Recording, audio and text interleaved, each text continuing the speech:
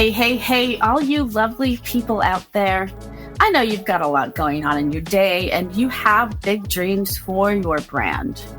Are you ready to talk some shizzle and learn some shizzle from entrepreneurs, leaders, change makers, and overall interesting people who like to shake things up? I'm your host, Taylor Wilson, founder of Creative Shizzle, and I'm stoked to bring you a fresh episode of Talking Shizzle today.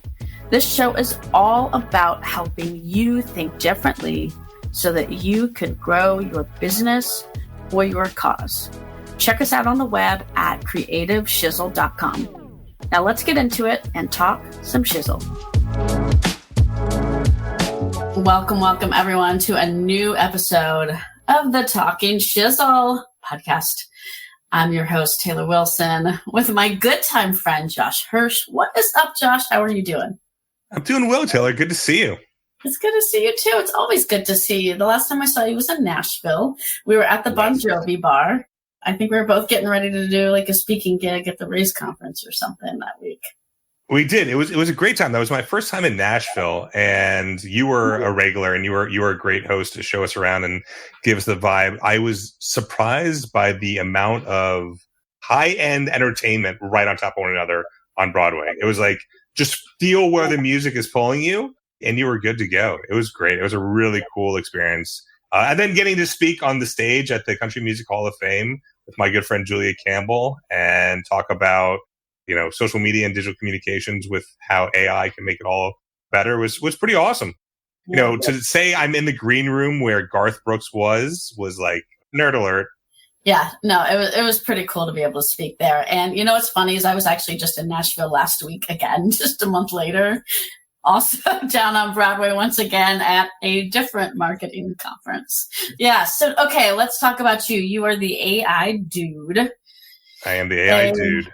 AI is everywhere. I don't know about you, but I feel like I see about 100 ads a day on Instagram as I'm scrolling through my feed, and it's all about AI marketing tools, which means they're definitely listening to me and what I'm searching for on Google. But talk to me a little bit about the AI dude, sort of how you got into, you've got a podcast now where you break down practical uses of AI in marketing and communications. Like, give us the rundown and then we'll start getting into some of your favorite tricks and tools of the trade.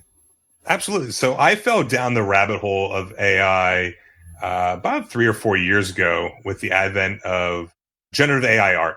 And this was before, we had ChatGPT back in November 2022, which I was an OG beta user. So I've been part of the early days. But for me, I got into AI because I was always creative. I could never draw. I was never, I had this visual outlet I needed. And through Midjourney, I was able to create some amazing work. And I've, created an Instagram portfolio that I use, highlighting some of my stuff. But it was amazing for me to think of what was possible.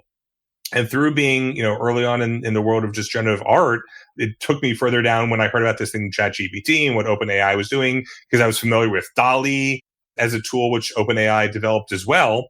And then just since then, over the last 2 years, I have immersed myself so much in that world. And I know that there's other great platforms. Because I think what, Claude is doing with its agents of change uses of AI is pretty amazing. But for me, being able to create those custom GPTs and really focusing on niche cases within ChatGPT is amazing. I love the potential of what is possible because we're only limited by our imagination. And from a marketing and communications standpoint, to have a virtual brand persona for my organization or a client that I'm working with that I've trained on best practices for that specific vertical, that I've trained on its brand style guide, that I've taken deeper learning and deeper training, bringing us past emails and reports and content. And so it becomes that organization's voice acting in that role.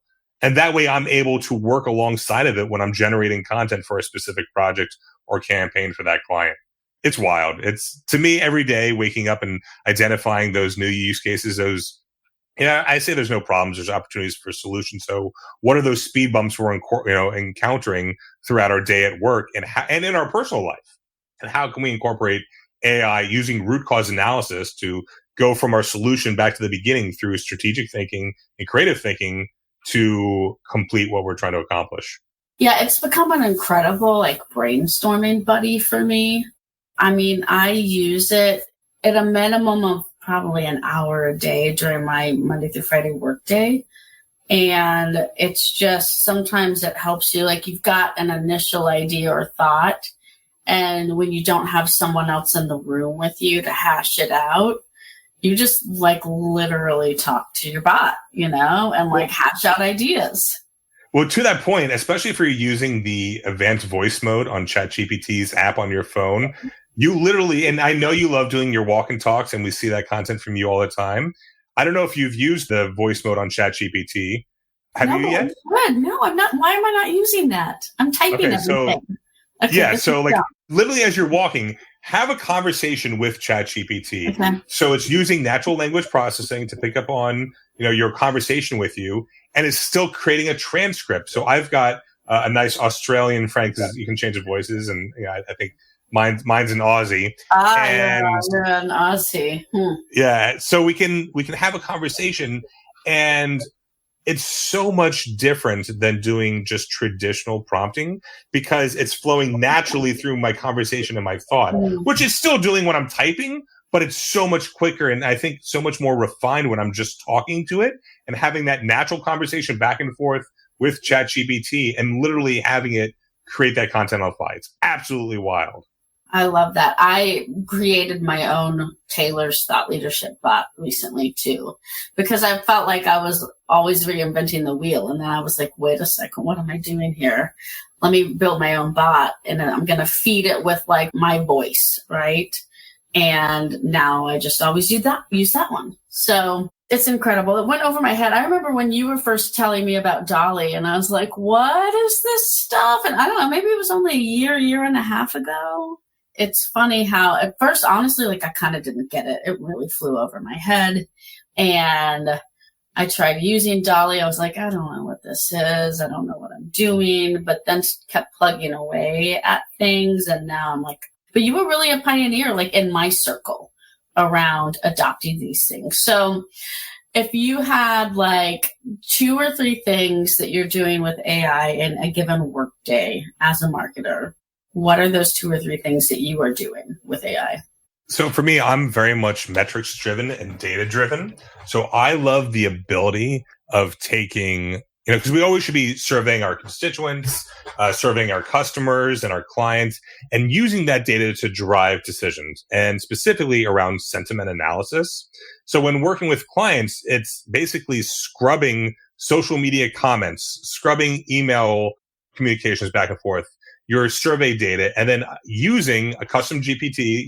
Once again, I'm the nerd. I built custom GPT that specifically focuses on sentiment analysis. So it can review email, social media, or survey data. It will then identify the bucket of polarity, whether it's negative, neutral, or positive sentiment. It will identify the keywords within that sentiment. And going back to your point about brainstorming, I always like to include a column for reasoning. So even if I'm creating subject lines, right? So one of the great things I like to do, and I'm totally just tangented myself in my conversation, but take your last 5 years of KPI data from your emails, your open rate, your click-through rate, your bounce rate, if you have a conversion rate that you're tracking. And after you've trained the GPT on the campaign you're working on, and say, all right, I'm working on this email. And if I'm uploading data, CSV file over XLS, CSV does better, but I'll just literally just copy and paste the rows, put that into ChatGPT. It works as well. But we'll say, below is the last 5 years of email KPI data. Based upon that, create a table that includes a column for a subject line that's optimized for open rate, include a column for the pre-header, and then I always include a column for a reasoning. That column for a reasoning gives me that perspective of that back and forth learning model, so I can understand why it's thinking the way it's thinking and creating that feedback loop and those different perspectives from ChatGPT. So that's one way I'm doing it on a daily basis. But then going back to, like I was saying, the sentiment analysis, using that sentiment analysis bot then to bucket and identify the polarity, and then identify those trends and insights from each polarity, and with the goal of moving people from negative to neutral to positive sentiment over 6 months. So then we'll develop a communications plan using SMART objectives, because once again, metrics drives everything. So specific, measurable, achievable, relevant, and time-bound objectives and goals. So I now have KPIs that I'm measuring each month against. And literally I can take oodles of data, right? So like 50, 60, 70, 80, 90, 100 responses at once, drop that in there, have it analyze it, then create that plan in less than 5 minutes, 10 minutes. Now, once again, first draft, and we're always going to refine and do further iterations and even still then bring it out into Microsoft Word or Google Docs to refine it ourselves. But I'm able to do so much more with less time and juggle 5 projects at once as opposed to juggling 3 projects at once. Yeah, I think that's where people are going to be able to get closer to that 4-hour workday that Tim Ferriss talks about, or the 4-hour work week, whatever it is. It's some very short amount of time for actual work. So, okay, let's talk about this then. Are you concerned about the internet being flooded with AI-generated content? And you mentioned the first draft. I completely agree. Like, it's always a first draft, and then you go in with people and you refine it. But I'm definitely hearing people talk about, oh, now the internet's just all going to be AI content. So, like, what are your thoughts on that?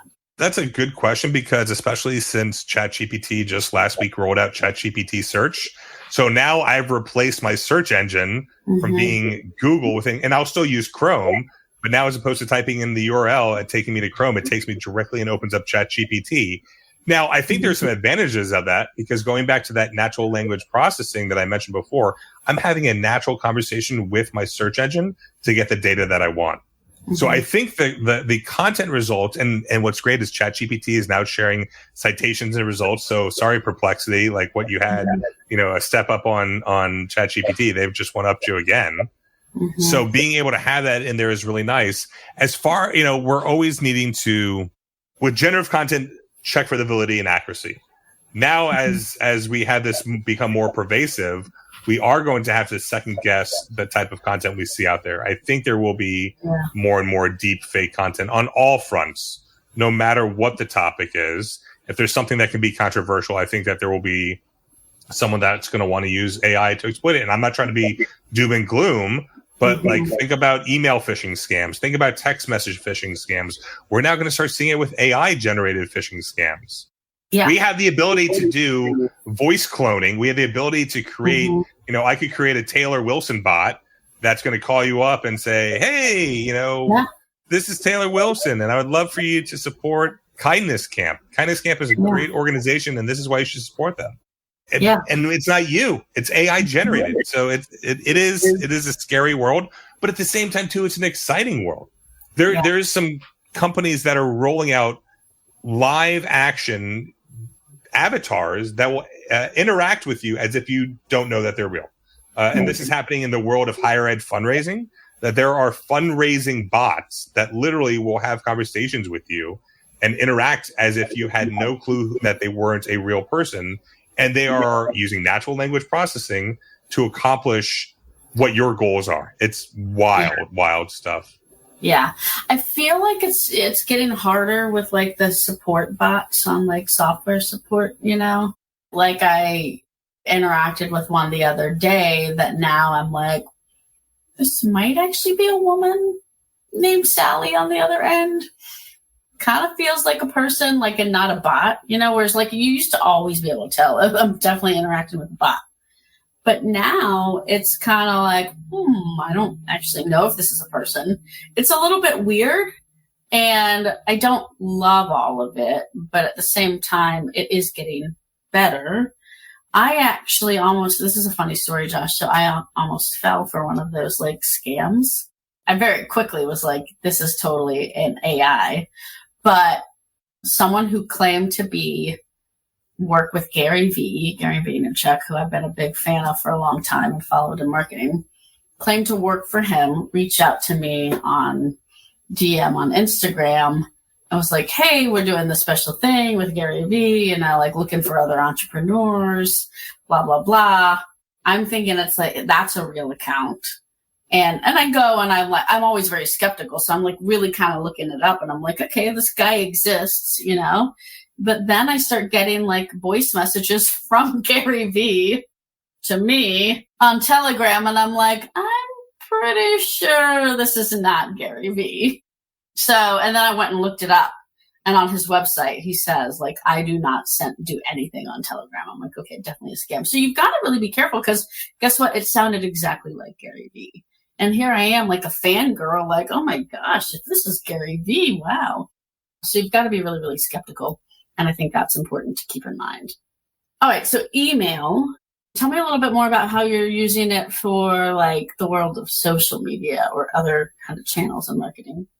It's phenomenal being able to sit there and develop, because we all should be planning out ahead. If we're waking up each day and saying, okay, what am I posting on social?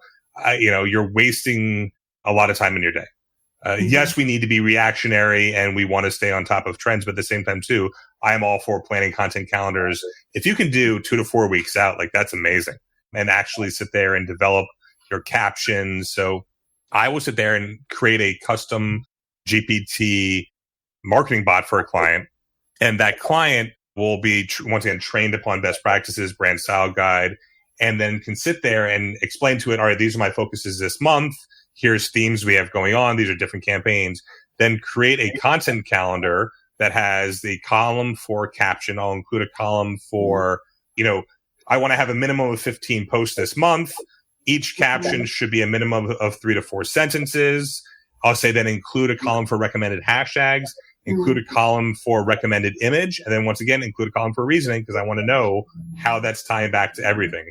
So we can then sit there and draft out my entire social media captions and social content for the entire month, and then diversify it, saying, okay, here's the channels that I'm on, but let's take it a step further.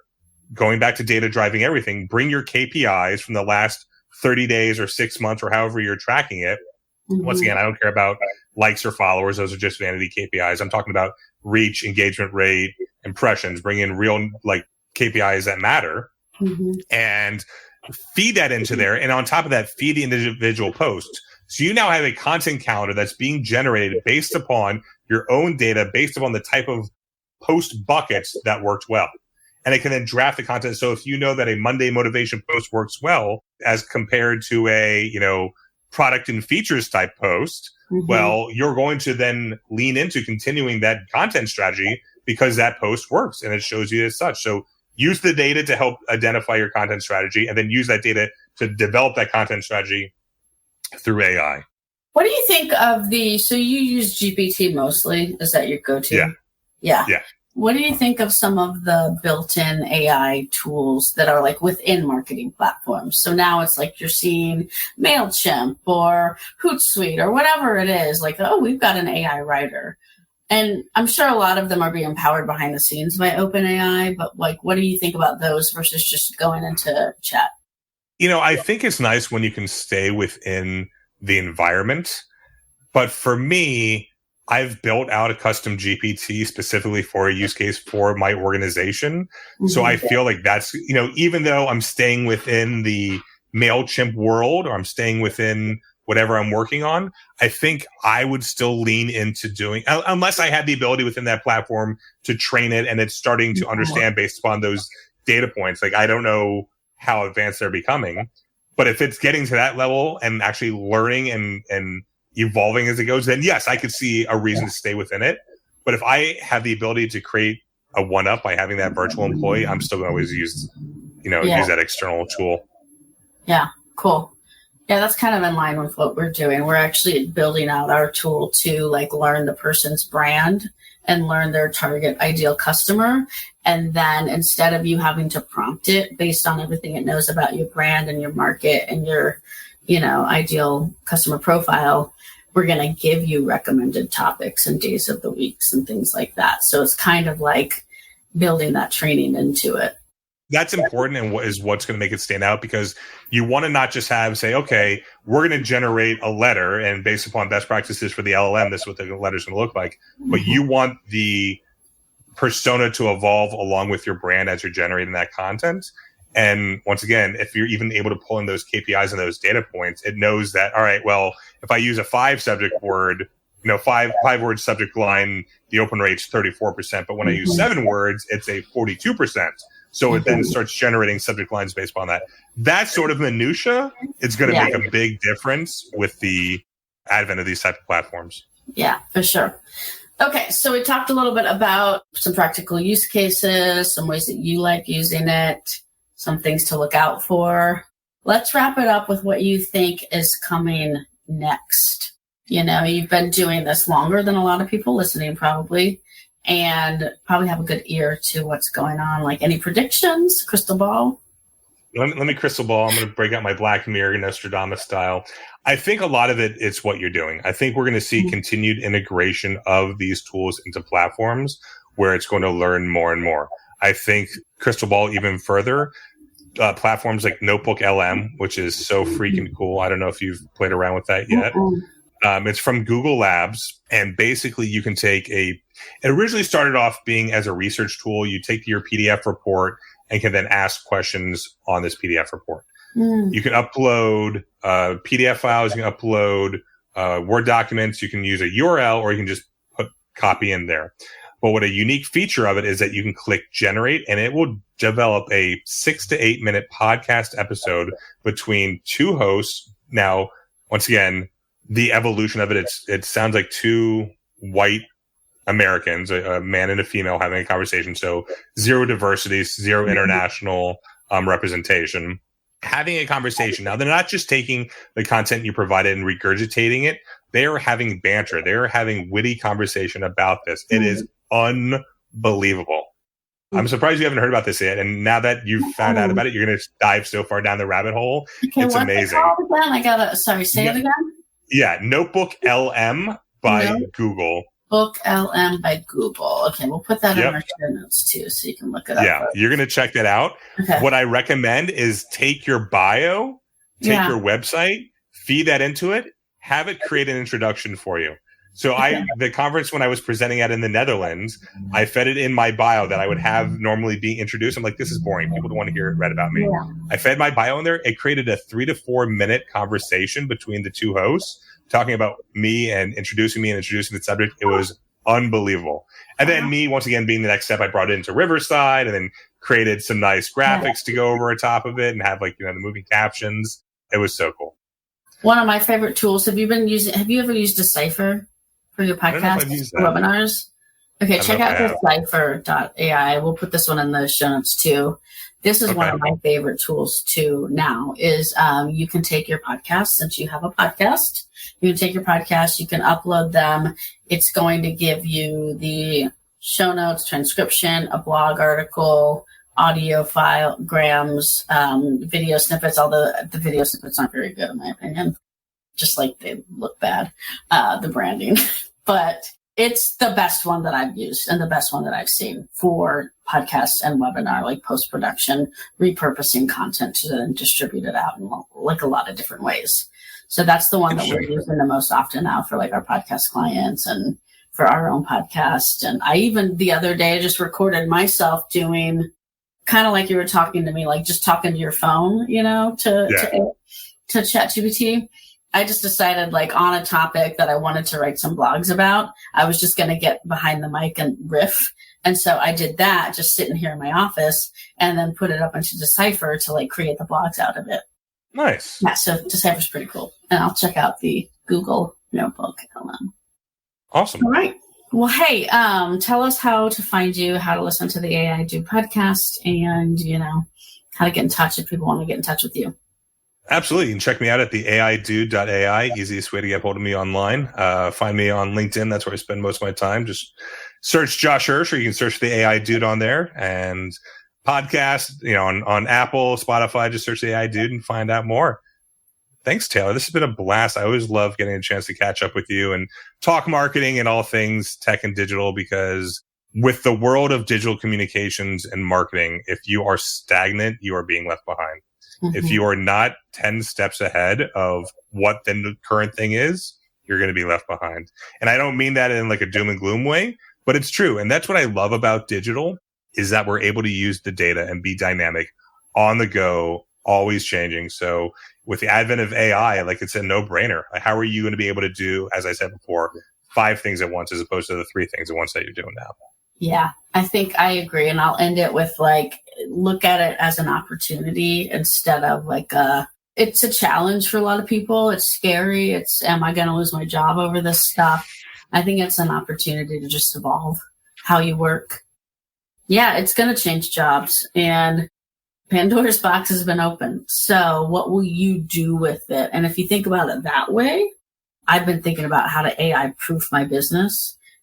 And it is like thinking through, how do I just leverage it to make the business better, or even to make the business a little different? I'm like, that's okay, because that's the world. That's evolution.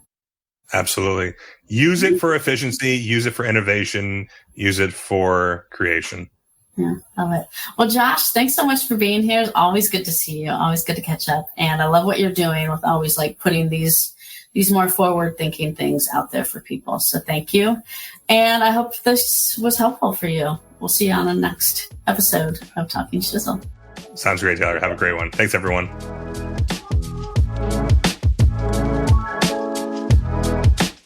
Well, hey there. That was fun. I love how much mind-blowing and mind-opening shizzle our guests bring to us with every single episode. We hope you enjoyed the conversation as much as we did. Make sure to hit that subscribe button on your favorite podcast player so that you don't miss a beat of the Talking Shizzle podcast. And if you're listening on Apple, be sure to let us know what you thought and leave us a review. We'd love to hear from our listeners so that we can bring you all the good, juicy business growth shizzle that you'd like to hear about. Be sure to get in touch with us and follow along at creativeshizzle.com or shoot us an email at podcast@creativeshizzle.com. Now, until next time, we hope you go get your big shizzle done.